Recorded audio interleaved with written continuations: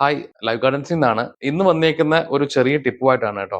Tip എന്തെന്ന് വെച്ച് കഴിഞ്ഞാല് നമ്മള് പൂക്കള് ഉള്ള ചെടികൾക്ക് കൊടുക്കാൻ പറ്റുന്ന നല്ലൊരു മരുന്നുണ്ട്. നല്ല രീതിയിൽ പൂക്കളായിട്ട് വരാനും നല്ല വലിപ്പമുള്ള പൂക്കളും നല്ല ഹെൽത്തി ആയിട്ട് പൂക്കളൊക്കെ ഭംഗിയായിട്ടൊക്കെ നിൽക്കാൻ പറ്റി ചെറിയൊരു റെമഡിയാണ്. വേറൊന്നുമില്ല, നമ്മുടെ വീട്ടിൽ നിന്ന് തന്നെ കിട്ടുന്ന ചില കാര്യങ്ങൾ വെച്ചിട്ട് നമുക്ക് ആ ഒരു മിശ്രിതം ഉണ്ടാക്കാം, ആ ഒരു മെഡിസിൻ ഉണ്ടാക്കാം. നമ്മുടെ നേന്ത്രപ്പഴത്തിന്റെ തൊലിയില്ലേ, നമ്മുടെ ഏത്തക്കയുടെ ഒക്കെ തൊലി എടുക്കുക. അതിന്റെ കൂട്ടത്തില് നമ്മുടെ സവാളയുടെ പീൽ എടുക്കുക. 1 ലിറ്റർ വെള്ളത്തിലാണ് ഈ പറഞ്ഞ സവാളയുടെ പീലും നേന്ത്രപ്പഴത്തിന്റെ തൊലിയും ഇട്ട് തിളപ്പിക്കേണ്ടത്. ആ കിട്ടുന്ന മിശ്രിതം ഒരു ദിവസം തണുക്കാൻ വെച്ചതിന് ശേഷം പിറ്റേ ദിവസം എടുത്ത് നല്ലതുപോലെ ഞെവടി എടുത്തതിന് ശേഷം ആ വെള്ളത്തെ 5 ലിറ്റർ വെള്ളത്തിൽ ഒഴിച്ച് ഡയല്യൂട്ട് ചെയ്തെടുത്തതിന് ശേഷം നമുക്ക് ഈ പറഞ്ഞ പൂക്കൾ ആവശ്യമുള്ള ചെടികളുടെ മൂട്ടിലേക്ക് ഒഴിച്ചു കൊടുക്കുക.